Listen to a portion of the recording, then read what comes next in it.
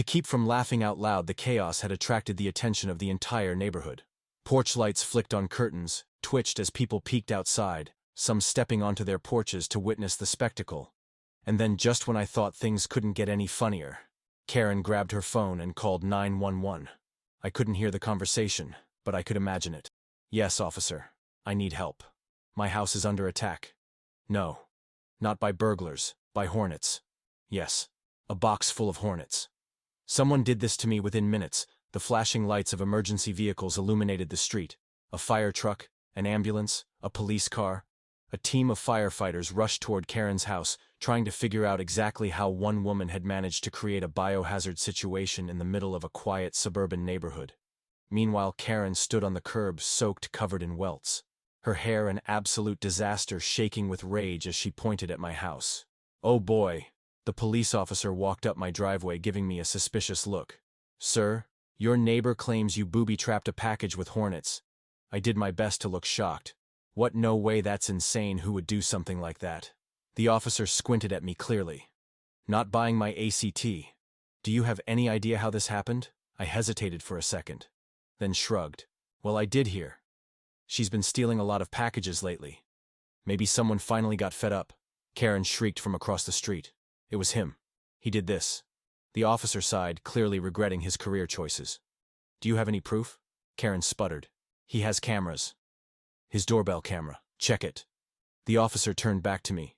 "Do you mind if we take a look?" I nodded, keeping my expression neutral. "Of course." "Officer," I played the footage, watching as Karen's face turned from rage to pure horror, as she realized she had just implicated herself there in crystal clear. HD was undeniable proof that she had stolen my package before disaster struck. The officer stared at the screen for a long moment, then turned back to Karen. "So, you're admitting you stole the package?" Karen's mouth opened and closed like a fish, gasping for air. She knew she was caught. The officer sighed. "Ma'am, you're lucky we have bigger things to deal with right now. But I suggest you stop taking things that don't belong to you." Karen looked like she was about to explode, but she stayed silent. She had no choice. I watched as the firefighters worked to clear the Hornets from her house, shaking my head in mock sympathy. Poor Karen, she had wanted to steal my package too bad. She got exactly what she deserved. Instead, Karen wasn't going to let this go. I could see it in the way she stood there, drenched from the garden hose, covered in welts. Her fists clenched so tight that I thought she might explode from sheer rage alone. As the firefighters cleared the last of the Hornets from her house, she didn't even acknowledge them. Her eyes were locked on me like I was the final boss in her personal villain origin story. I had won the battle.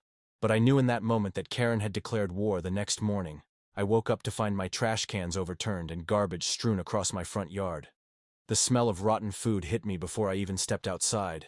Karen had struck back. I stared at the mess, shaking my head. She wasn't even trying to be subtle about it. I grabbed my phone, opened my doorbell camera app, and sure enough, there she was at 2:45 a.m., creeping across my lawn like a gremlin, giggling to herself as she dumped bags of food scraps all over my driveway. I wasn't even mad, if anything. I was impressed by her commitment to pettiness, but two could play this game. I cleaned up the mess without a word, not giving her the satisfaction of a reaction that only made her more desperate the next day. My internet mysteriously started cutting out at random intervals. At first I thought it was just a technical issue, but when I checked the side of my house I found that I wonder who had tampered with my router, pulling out a few key wires just enough to mess with the connection. Then came the HOA complaint. Complained suddenly. I was getting emails about noise violations from my non-existent loud parties, parking violations for a car I didn't even own, and an official warning about aggressive behavior toward my neighbors. Karen had gone full scorched earth mode, weaponizing every suburban rule in an attempt to make my life miserable. That's when I realized she wasn't just looking for revenge. She was trying to break me. I needed to end this. I sat down with Mar, explaining everything that had happened over the last few days. He listened with a grin, shaking his head. "She's losing it, man. You really got under her skin. She won't stop until she thinks she's won." I said, "So we need to make sure she knows she's lost." Mark leaned back in his chair, cracking his knuckles. "All right, what's the plan?" I had to think big. Bigger than Hornets. Bigger than trash attacks. I needed something that would make Karen rethink her entire life. Something so catastrophic that she would never ever dare to mess with me again. That's when I remembered a certain viral video I had seen a while back, one involving a very special kind of revenge glitter bomb. I said. Mark's eyes lit up. Oh hell. Yes, we got to work immediately. Mark had some engineering skills, and with a few hours of work we built the perfect device, a fake Amazon package filled to the brim with industrial-strength glitter set to explode the moment the box was opened. But that wasn't all. We also installed a fart spray mechanism, one that would release an unbearable stench in timed intervals, ensuring that Karen's house would smell like a combination of sewage and rotting eggs for days. And just to add insult to injury, we included a tiny speaker that would play a pre-recorded message the second the package detonated. Congratulations, package thief. It was a masterpiece. I placed the package on my porch in the early afternoon, right in view of Karen's security camera. She wouldn't be able to resist. I even went the extra mile, labeling it as something that looked valuable. High-def home security camera system. The irony was too perfect. Sure enough, I barely had to wait 2 hours before Karen took the bait. I was in my living room when I saw the motion alert pop up on my phone. I opened the live feed, and there she was, practically vibrating with excitement as she rushed over, grabbed the box, and hurried back inside. I held my breath, and then the moment of truth through the camera footage, I saw the briefest flicker of movement through her window. She was inside. She was opening it. Boom! A mushroom cloud of glitter erupted like a bomb had gone off the door to Karen's house, flew open as she staggered outside, her entire upper body covered in shimmering, impossible-to-remove specks of pink, blue, and gold. She let out a scream of pure, unfiltered rage, frantically brushing at her hair. Her clothes, her face only making it worse as the glitter embedded itself deeper. Then came the fart spray. Her scream turned into a gag. She stumbled, dry heaving as the putrid smell filled the air. Then the final touch. The speaker crackled to life. Congratulations, package thief. Karen let out a sound that I can only describe as a banshee wail before running back inside, slamming the door behind her. It wasn't over. The glitter bomb had been designed to disperse a second round of fine, almost invisible dust. So when she moved, touched anything, or even breathed too hard, the glitter spread further, coating every surface. It touched every step she took, only ensured that the nightmare wouldn't end for weeks.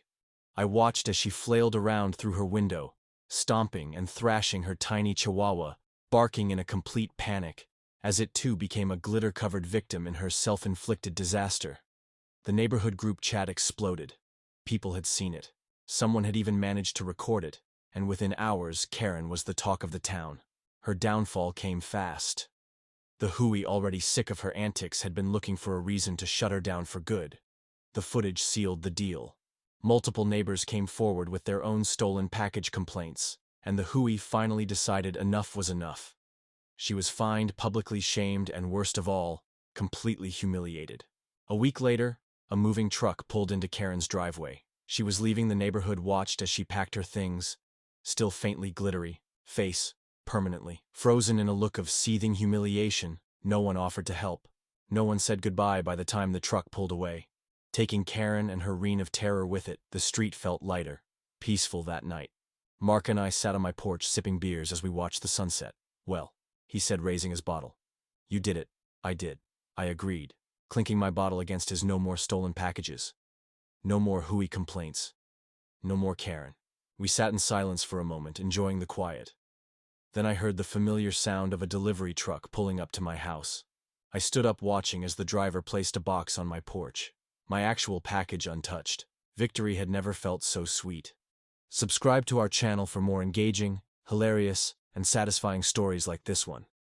Share this video with friends, family, or anyone who's had their own Karen moment in their life. They'll surely relate. Tell us your favorite part of the story, or share your own experiences with HOA drama in the comments. We'd love to hear from you. Hit the notification bell so you never miss another outrageous or heartwarming story. Thanks for being part of our community. See you in the next one.